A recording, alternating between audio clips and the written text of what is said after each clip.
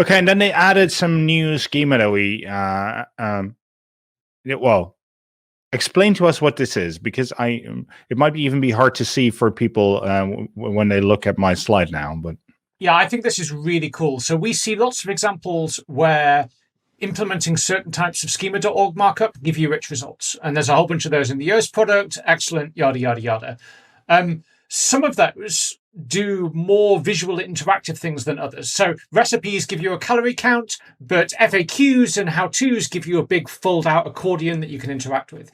This is the next level. This is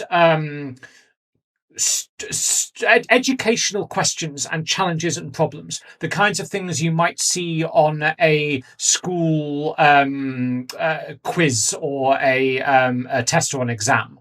And you can mark up your content in a way that says, this is the question, this is multiple choice, this is a formula, this is a time-based problem. You can really get quite specific, especially around mathematical formulas. You can do questions around how do I deal with math problems and relationships between fractions and stuff in a way that's quite hard to otherwise.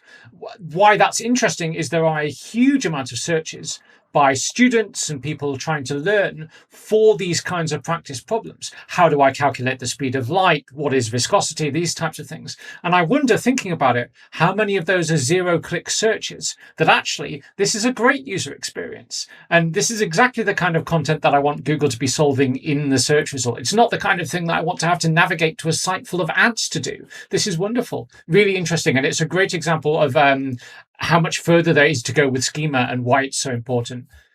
Pretty cool. it is, yeah. I honestly only learned about this when we were preparing for this webinar, so I'm going to dive in and play with it a bit more myself. But it is interesting because there's a whole interface around it, which is, well, timely in a way, and actually ties into the Bing news we have later on as well.